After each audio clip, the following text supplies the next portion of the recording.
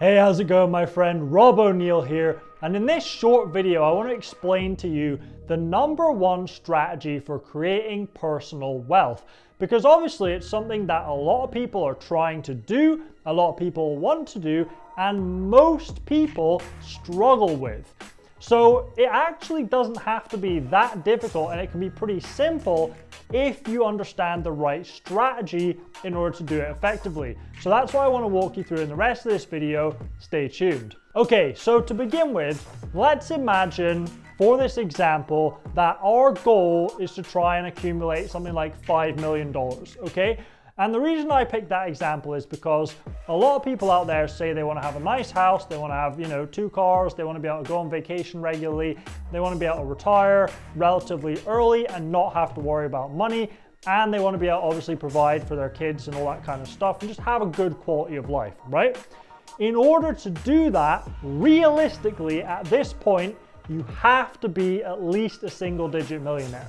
That's just a matter of fact, because demand for all of these things is increasing as population increases, inflation is going up and it is increasing dramatically, and prices are going up, right? So everything costs more, incomes are pretty stagnant, and that's just a matter of fact. At this point, single-digit millionaire is middle class. So if you want to have the kind of lifestyle that your parents or your boomer grandparents or whatever were able to afford, then realistically, you're going to need at least a few $1,000,000 to do that, especially if you want to be able to retire without having to worry and stress about money. So we're going to set our target at $5 million, okay? Now, if that's the goal with your career, right, to accumulate $5 million in capital and net worth that you control and you fully own, let's say that you follow the standard path, because what most people do is they get a decent job. So let's say you start making a bit of money, maybe you're making around $50,000 a year. That's not a huge amount of money, but it's not bad, it's pretty good. So let's say you're making $50,000 a year and you manage to save all of it, right? Just for the sake of example, that would mean you're saving $50,000 a year. Now this is most people's strategy, is they have their income, the money that they're generating in their income, and when they try and start creating some wealth and accumulating some wealth and capital, they say, okay, well, what I'm going to do is I'm going to save as much of this income that I'm bringing in as I possibly can. And they focus on trying to save that and squirrel it away. It's what we're taught to do, it's what we're kind of trained to do, and it's most people's kind of default instinct, So even if you're saving 100%, which is obviously very unlikely, after 10 years of doing that, you would only have $500,000.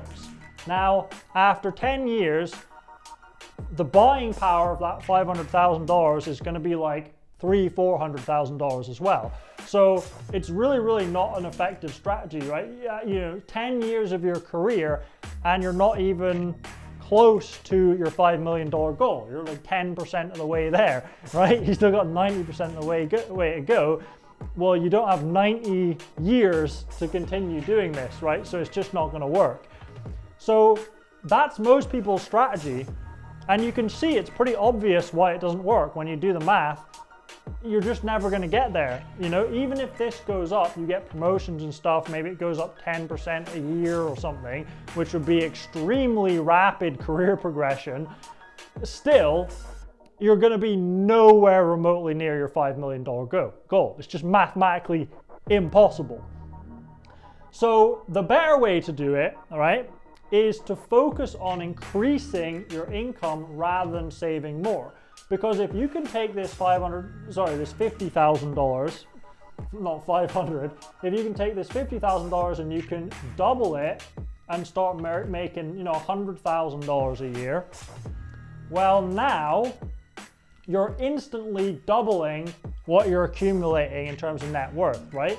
So that is going to go from $500,000 to $1 million, and you've doubled your net worth as a result of that effectively, right? We're just saying, assuming you're saving 100% here, So that's a really good way of increasing that, right? It's by focusing on increasing your income rather than increasing savings, because most people try to save more. And if they want to accumulate more money, they say, oh, we'll be frugal, we'll cut our costs and our expenses, we'll save more. Well, no matter what, even if you're saving 100% of this 50,000, you're still not going to have as much as if you just focused on increasing your income instead and getting to 100,000. Even if you save 100%, you're only halfway as much, right? So it's just a total waste of time because you're just not going to get there as quickly. The income isn't high enough. It's not accumulating fast enough for you to get to that target.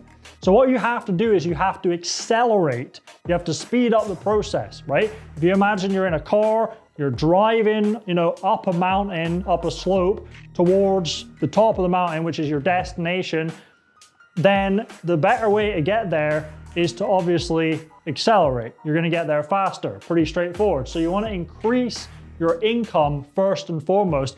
That is going to accelerate your path to getting there rather than doing what almost everybody does, which is try to save more. Okay, so forget trying to save more. You put it in the piggy bank, he just eats it, inflation gobbles it away, and it's gone, right? So don't give your money to the pig of inflation, give it to other things like investments and just focus on increasing income first. Then what you want to do is, rather than, as I said, just putting your money into savings and therefore it getting gobbled up by the inflation pig, what you want to do is put it into assets. Now, what assets will allow you to do is to continue accumulating more wealth based on what you're already bringing in.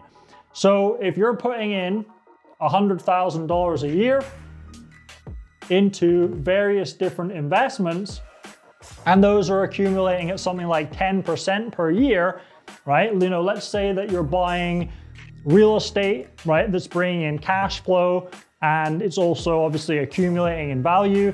Maybe you're buying stocks. And if you're doing this, really what you want to do is you want to focus on assets that generate positive cash flow, that actually produce income, because those are the ones that make the most money in a real sense. You obviously get a lot of asset types that are just basically stores of value and they don't actually produce income.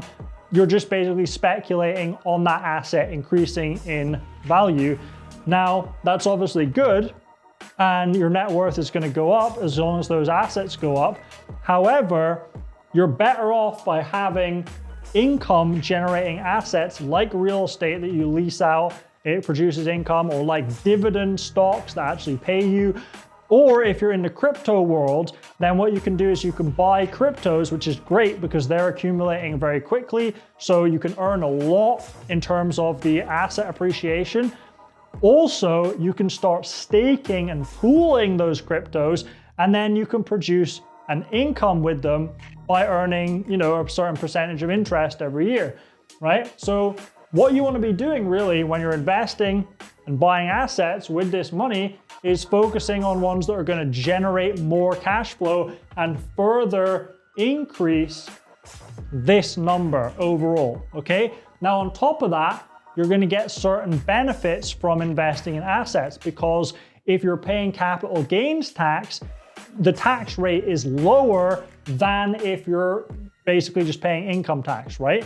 So the other thing about this is, if you try and save this way, then you're going to be paying higher taxes. If you do it this way, you go and you buy assets and things like that, then basically you're going to pay less taxes overall. So you're going to end up with a higher net worth an end result of that, right? So buying real estate is really great because you can use write-offs. There's a lot of write-offs for that. For example, depreciation, therefore you can pay less taxes. You get all kinds of other stuff like that, right? You're paying capital gains, you're paying dividends tax, they're lower than income tax. So it's just much, much better, okay? So let's say that this is helping you increase your earnings by 10% a year. Well, by doing that, after 10 years, you're gonna end up with about 1.85 million. Okay, so you can see already that there's a really significant difference by just taking this process rather than the default process that most people follow. And that is, rather than making money from your job or whatever and trying to save as much as possible, instead of doing that, forget trying to save and go for increasing your income, and increase your income as high as you possibly can to accelerate that process of accumulation, and then use that to buy assets and to buy stores of value that are going to appreciate, preferably, like I said, assets that generate income or generate cash flow, right? By doing that, even if you're earning only 10% a year, you can get higher than that in certain asset classes, or it can be lower in lower risk assets.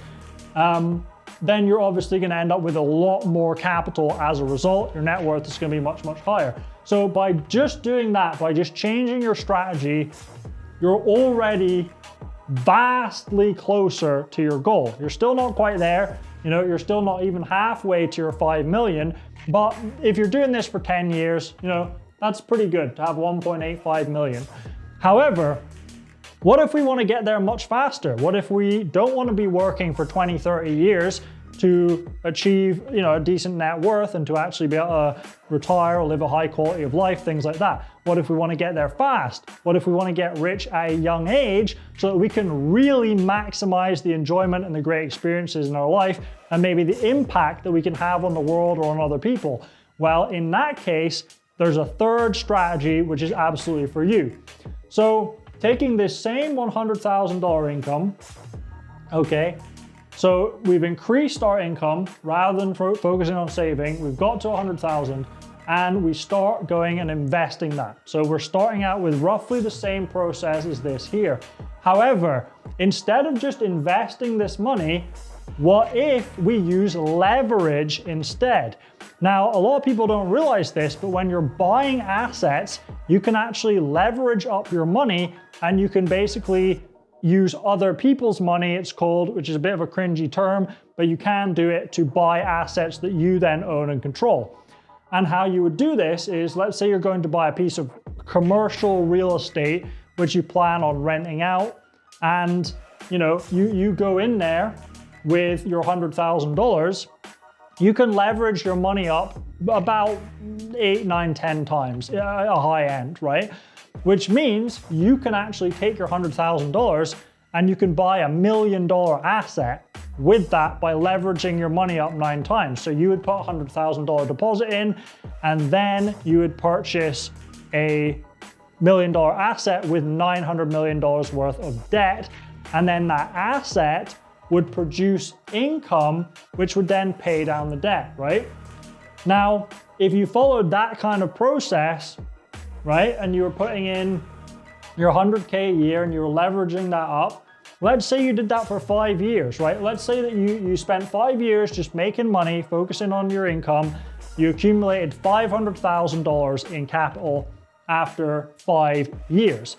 Now, let's say you leveraged that $500,000 up by 10 times. So you could buy some kind of maybe a multi-family real estate property where you've got a whole bunch of apartments in a building, something like that, like a big apartment building, or some other kind of asset, right? Well, if you leverage that up by 10 times, then you would obviously have $5 million. Okay, and that's in 5 years, because it only takes you 5 years to accumulate that 500,000. Then you leverage that up 5 times, you got your 5 million, and now you go and you buy an asset with that that's worth 5 million, and the asset produces more income that then obviously pays down that debt and basically keeps building your net worth for you, right? Now, if you did that, and then you just sat on it for 10 years, sat on it for another 5 years, right? So you're 10 years total, right? Because this is after 10 years. So if you did this and then you waited another 5 years and you kept making, 10% in a total return on that, right? Then after another 5 years, you would have $6 million, I think, roughly about $8.66 million. Okay? So by doing this, by using leverage as well, you're actually exceeding your target by a significant amount, right? You're going from 5 to $8.6 million total in the same period of time as you would have just made 500K, right? So like the extra on this 8 million is more than you would make if you just focused on trying to save as much of your money as possible. So you can see that this is just a totally ineffective strategy, right? Because here you're earning at a 1-to-1 ratio where basically every dollar of income you produce that you save is then just $1, right? So after 10 years, you only get 500K. So this is just rubbish. If you do this, you're earning at, you know, more than a 1-to-1 ratio. I don't know what it is exactly. It's like almost a 2-to-1 ratio, right? It's like 1.8, right? So you're saving $1 million and you're ending up with $1.85 million. So it's about, well, it's a 1.85 ratio, right?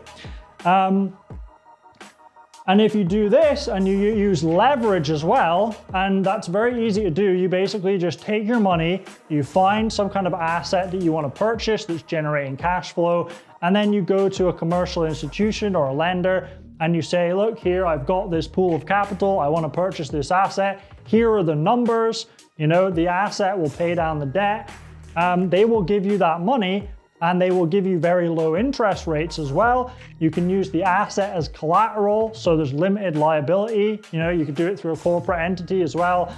And then basically, you can actually multiply the amount of money you end up with as a result, because the asset is going to pay down the debt. You don't have to do that yourself. The asset will do it for you, and it will continue to appreciate in value. There's also more tax write-offs if you do this, because let's say you buy, you know, $100,000 apartment with this, there's some, you know, deductions for that. You can deduct depreciation and things. Well, if you're doing this, you can deduct $5 million instead of, you know, $100,000 or $1 million, okay? So your deductions are way, way, way higher, which means you're paying much less taxes. Now, that obviously means your money's going to accumulate much faster. So by doing this, you're operating at like a 10-to-1 ratio where you're making $10 for every $1 of income you generate, right? So obviously this is just way, way better and way, way faster. So this is basically how rich people multiply their wealth. And this is why the rich keep getting richer and the poor keep getting poorer. Because the poor are doing this, okay, they're putting, you know, away $1 for every $1, and if inflation is causing those dollars to drop in value and have less buying power, and they're basically just becoming worthless, and they're getting poorer and poorer and poorer as this little piggy gobbles up all of their money. And the rich people are doing this. They're taking their income, they're buying assets with it, they're using leverage to buy even more assets, they're using various, you know, legislative advantages, shall we say, to pay less taxes and things like that. You know, so you're paying capital gains, you're paying dividends tax, you've got deductions for things like real estate, and therefore you end up with vastly more money than you would by doing this. You know, I mean, it's over 10 times more money. So yeah, it's pretty straightforward, right? So if you want to get rich quickly and you want a serious way to do it, then this is what you have to be doing. You have to focus on increasing your income as high as possible. The best way to do that is by building an online business or an offline business, but online is the most effective and the most scalable at this point in our economy and our history. So online business is the best, but basically building a business or doing something at least freelance where you can set your prices, you can control your income to get your income as high as possible, and then putting that into assets that are going to generate cash flow and accumulate, and using leverage to multiply your capital. Okay, that's basically the most effective strategy for creating personal wealth on the planet. And this is what really rich people do. Straightforward, it's not that complicated. they just don't tell people like you and I about it, okay? So we have to figure it out for ourselves. But I hope this is really helpful for you. If you want to learn how to increase your income, and actually you can make a lot more than $100,000 with this, then click the link in the description, because I have a free training. It's 4 days, there's 4 videos, and they basically walk you through how to start a online business selling digital products, things like courses, ebooks, etc., that you can scale to create, a good 6, maybe 7-figure income, depending on how hard you work. And therefore, you can obviously increase your income dramatically, even if you only do it as like a side business or something like that to complement your job.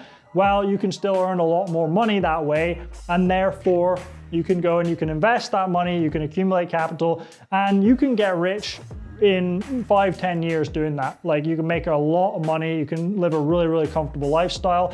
It's totally realistic and possible. So if you're interested in learning about that, click the link in the description, check out my free training. Like I said, it's free. You just put your email in, watch the videos, you'll learn a lot. It's really good information. But you don't have to do that. It doesn't bother me at all, So if you want to do this and you want to create wealth for yourself, this is the best way. However you go about doing that is totally up to you. But you follow this strategy, because it's the most effective, it's the most efficient, it's the fastest, and it's the strategy that works. And if you follow what the masses are doing, then this little cheeky piggy here is just going to take you for a ride, okay? So I hope that's been really useful for you. Hope you've enjoyed this video. Please check out the link in the description, like, subscribe, all that kind of stuff. You know what to do. You can find me at iamroboneill on everything, and you can find me at iamroboneill.com. Peace.